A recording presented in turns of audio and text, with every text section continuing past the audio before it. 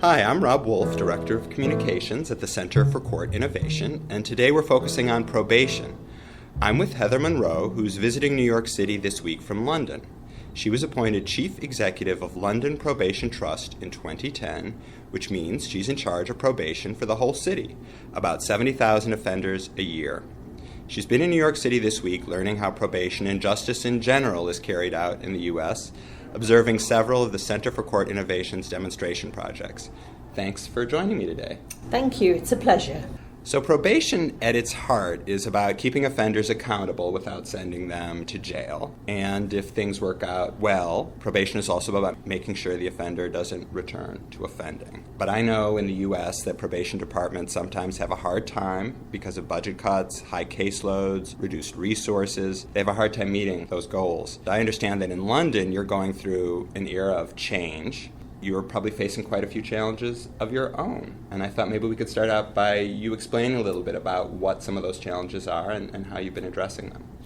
Okay, yes, and probation in England is slightly different. Well, it's different from New York because we also deal with offenders who you would normally call on parole. So we're dealing with both community orders and parole, or as we call them, licensees. So people who have served time in jail yes. or prison yes. and are returning to the community. Yeah. So we have, much more of a sort of holistic. We're dealing with them, some very serious offenders, dangerous offenders who are coming out of custody, as well as the lower level cases. Having observed New York, I think there's lots of similarities about the challenges we're facing. You're right about the economic pressures, having to do more for less. When we've been going through cuts over the years, but there's also lots of differences. I think we do probably manage to have more contact with the majority of offenders, although we are about to trial kiosks, which I know is something that's been part of the way they've managed the large numbers of cases. Here in New York.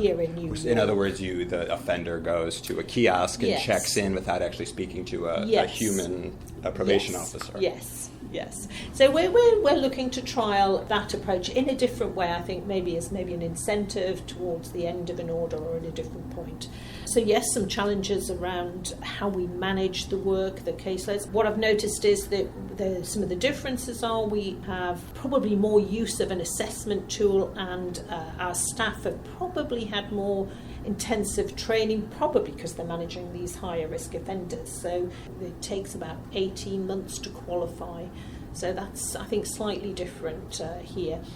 And they go through an 18-month training process after they've been hired, or yes. that's prior to being hired? Yeah, well, they are hired on the job. So they start off as a probation service officer, and then they can be trained to become a probation officer, and that takes about 18 months, sort of on the job and academic university work as well. So there's quite a lot of investment in those people to manage, because I think partly because they are managing some very dangerous and difficult offenders in the community.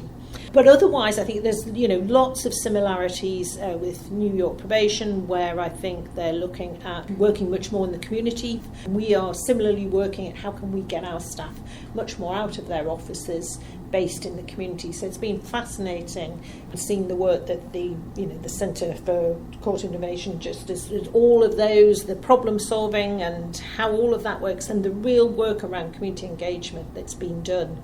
So that's certainly one of the things we'll be taking back, is looking at how we can get more buy-in from the community. But also, do people really know what we do? Similar thing, I'm sure, here. Does anybody understand what it is that probation service is doing? They've heard of us, but do they know what we really do? You had actually written an essay where you had said that there isn't a lot of public understanding, and because of that lack of understanding, there isn't a lot of support for community sentences. Yes, it's certainly a big thing in the UK around the credibility and the debate around punishment and the care aspects, rehabilitation.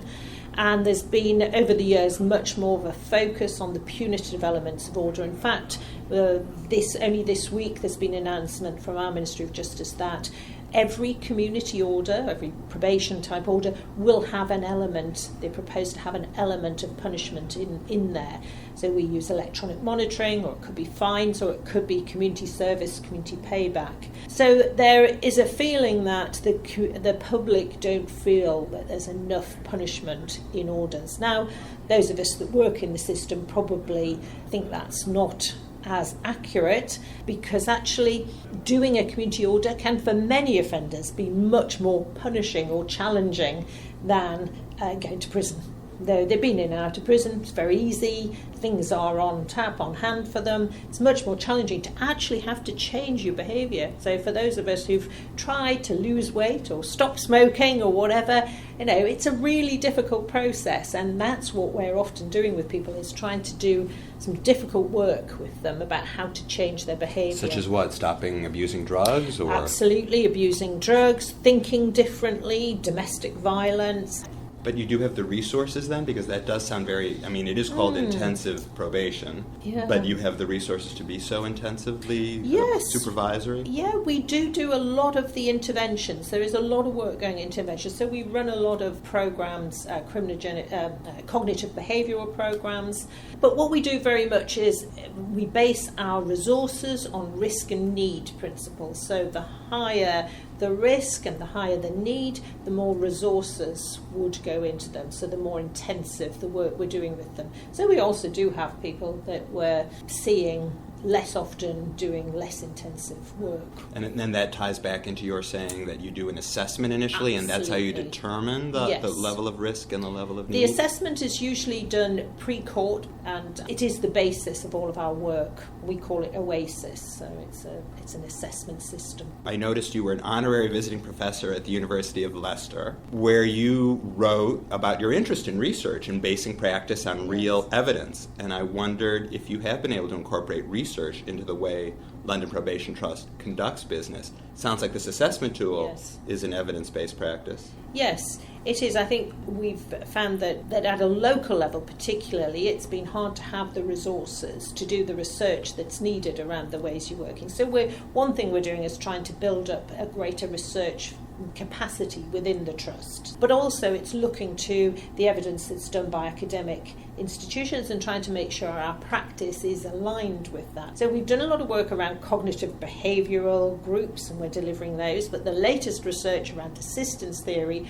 talks about the importance of the one-to-one relationships, of offenders being able to see themselves as non-offenders, and so therefore what we've done is trying to bring in more peer mentors, more work with people who are ex-offenders so they can see that there are role models there, and trying to do work with our staff around the importance of that one-to-one relationship.